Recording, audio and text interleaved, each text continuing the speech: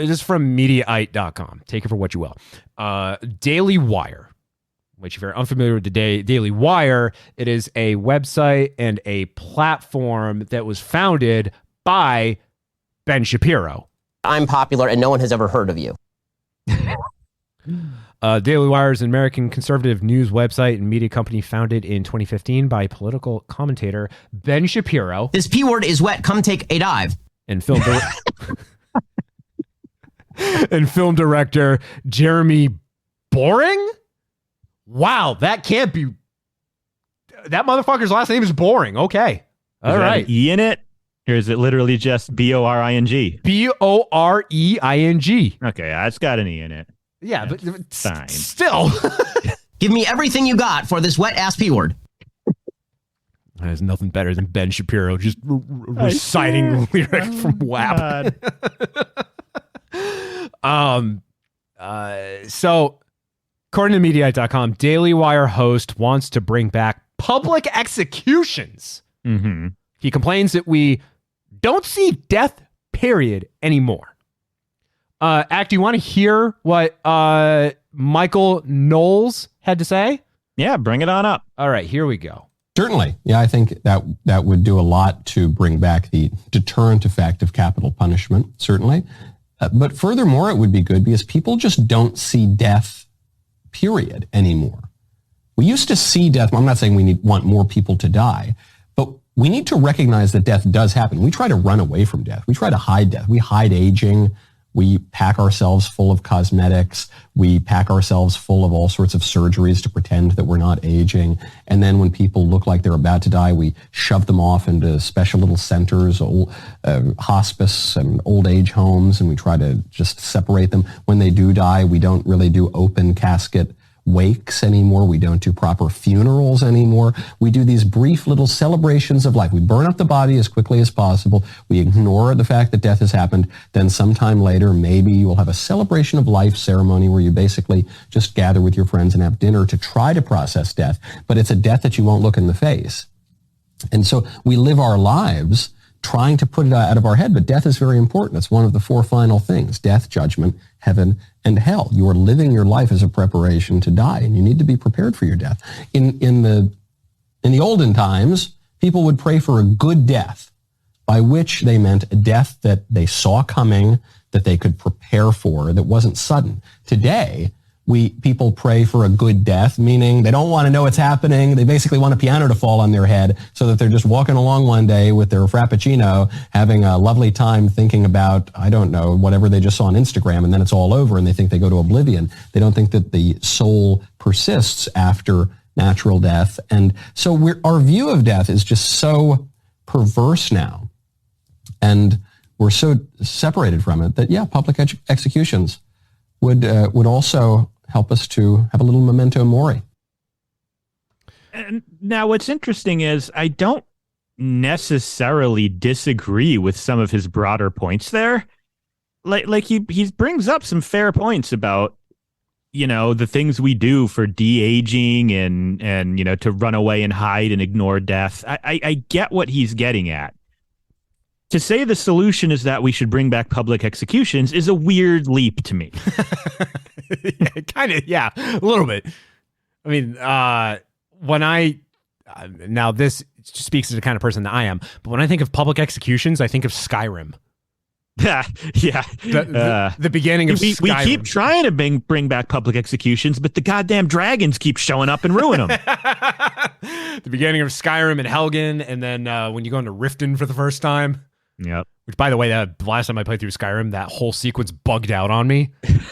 So Riften has just been empty because no one's coming out. They're all stuck in the public square waiting for the public execution to happen, and it never starts. Nice. Well, that means I get to live, right? So, yeah. Now, what resonated with me in that one is it really got me thinking about how I personally, I avoid death. Mm-hmm. By that, I mean, the last time I went to any sort of service for anyone was my Uncle Gary in 2019. And that's just because of just how close I was to him. And the whole time I was just an emotional wreck, which, I mean, obviously it's a memorial service. Yeah. Like, you got no heart if you're not showing some degree of emotion during a memorial service, during a funeral. Sorry, but that's exactly why I don't go to these, because I got enough problems of my own. I got enough mental issues of my own that this is just exacerbated. But then I think about, like, even just having to put pets down. Yeah. I don't even want to be there for it. I just, like, drop it off and leave. I've avoided that. I avoided that so much. I guess what I'm getting is I've never even witnessed, like, the death of someone. I've never been there when someone died, either be it in like abruptly or sitting with a loved one, in a hospital as the the EKG flatlines. I've never been present for that. Have you? No, I don't believe I have. And, I think that's fair. It's one of those things, and it sounds cliche to say it, but it's worth remembering. Everyone grieves differently, right? Everyone's going to have a different process. Everyone's going to have different emotions and display those emotions in different ways.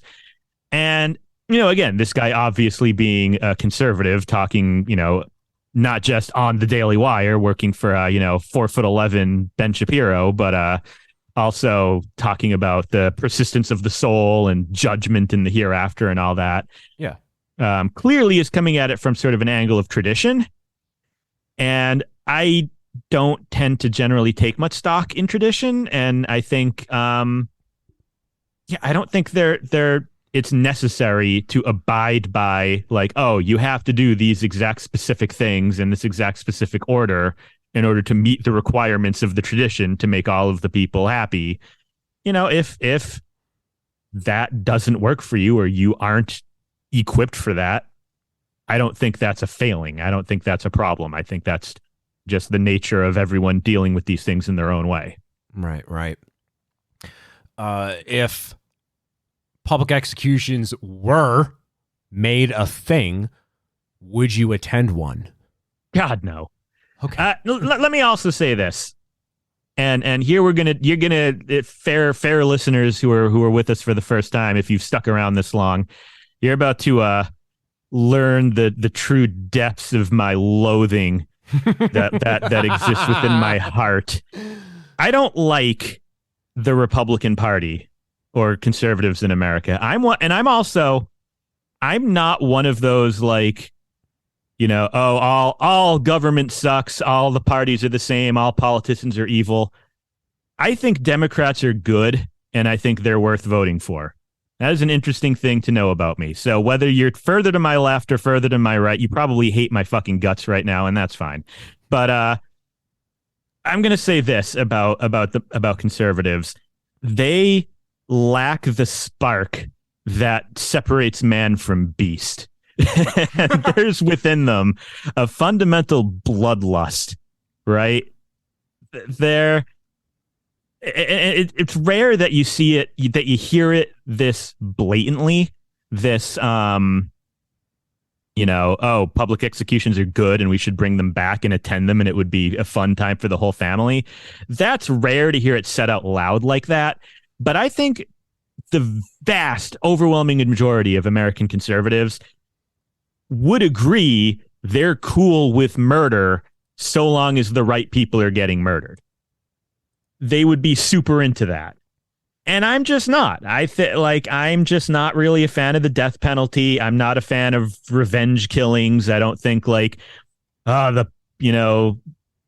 fantasy of the police aren't going to do anything, I have to take justice into my own hands. I don't, and I'm not into any of that. I don't like it. And I think that's sort of a very fundamentally, along with barbecues on the 4th of July and throwing the football around in the front yard, a big part of American median voter life is, if a guy was an asshole, fucking blow his brains out on live TV. That would be fucking awesome. And I just don't share that lust for death personally. What if now I'm basing this entirely on my understanding of like shows like Law and Order. I'm sorry, I'm going to need you to repeat that. I yanked my headphone jack out of the friggin'. What are you, me? Well, I mean, you know anything about me? I speak very slowly when I'm trying not to go so I speak slowly and broken. But what I was going to ask you, is because your name's Acc. Now, say a family member was murdered, by, say, a serial killer, okay? Mm-hmm. And the serial killer is put on death row. They have their day. They say they do, like, the lethal injection, and they got the gallery, right? Mm-hmm. Would you be part of the gallery if it was someone who killed a family member of yours? That is an interesting hypothetical. Obviously, it's one of those things that's hard to think about if you haven't been in the situation. Yeah, again, I could see myself being in the gallery, being there, just I don't know, for closure or whatever. But I just think it wouldn't be out of a I can't imagine myself being the kind of guy who'd be like, yeah, fry, motherfucker, you're getting what you deserve. I would just be sad. The whole situation would just make me sad. And like, I think that spark of anger, that sort of rage of this person has wronged me, ergo anything they get is more than they deserve kind of attitude is just not one I really relate to. I guess too with the, if it's like lethal injection, for example, that is the probably, and I'm not speaking from experience in the least. You've never been lethal injection? Well, that's why we're not alive, see, since we've been dead since 2006. But right. I would imagine that lethal injection is probably like the least terrifying of deaths to be witness to. Like if it's a hanging, that's pretty grotesque. If it's a firing squad, or if it's the electric chair, all of that has to be pretty gnarly to some degree. The lethal, the way they do lethal injections, as far as I understand it, there's, they give you something to paralyze you. So, there might be like twitching might be the worst thing that you see, but otherwise you're just going to see someone just literally get knocked out, and then you're going to see them flatline and then be told, or you hear, time of death. Yeah, that's it. And then, it's still pretty unpleasant for me to think about. If you're really, I guess I feel like you're really thinking hard about it too, where you're just like, wow, I just watched a life end. Yeah. And look, when I say I'm not really like super into the death penalty, I'm not trying to be like a mega hippie or every soul deserves equal respect and love. Like, it's not like I shed a tear when Osama bin Laden had his brains blown out while he was taking a big shit or whatever, however he died. I don't know. Sounds about right. It's not like I'm like, oh, that's terrible. How could they do that? Like, yeah, some people, they're gonna fucking die, and that's just how things are gonna shake out. That's fine. I just try not to be someone who revels in that kind of thing. I don't want to be someone who's like banging his chest and going like USA, USA, because we, killed someone. Like, I'm just gonna think, yeah, it was sad that things turned out this way. That sucks. Yeah. I wish life on Earth weren't such that these things happened, but they are. Honestly, too, because it's America. If public executions were made a thing, I guarantee you, we would. It might not be immediate, but we would view them the same way we view football. Yeah, they would become public spectacles where they're televised. It is the event. You gotta get to the supermarket. You gotta stock up on your chips and your dips and your brews and the betting services. Which, by the way, in Massachusetts, sports betting just recently was made live. Trust me, I know every single commercial we've gotten for the past month has been for a sports betting app. God, I've never wanted to punch anyone in the face more than I want to punch Kevin Hart. With those goddamn commercials to play every 5 seconds. But anyway, at least the JB Smoove one is a little entertaining. I like JB Smoove. Okay. Kevin Hart is just small. Yeah. I hope I say Kevin Hart, not Kevin Smith. No, you said Kevin Hart. He's almost as small as Ben Shapiro, who clocks in at 3'8". P word is female genitalia. Every time we reference Ben Shapiro, I'm just going to knock a few inches off of his height. Hop on top, I want to ride. I do a Kegel while it's inside. He's gonna be a munchkin. But he's gonna be the small people from Rick and Morty. Yeah. Fee, fi, fo, fum. I smell a violation of civil liberties.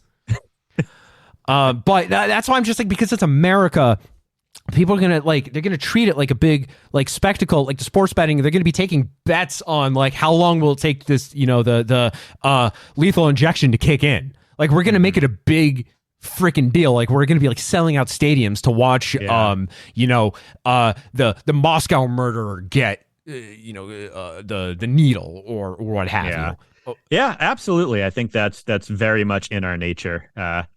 It's like I said, I don't think this is extremist. Like I said, saying it like Michael Knowles is a bit extreme, but I imagine if you were to poll, and again, this would be very much on partisan lines, but among Republicans, I would guess at least 50%, probably closer to 75% would be hell yeah, that all sounds awesome. I'm into that.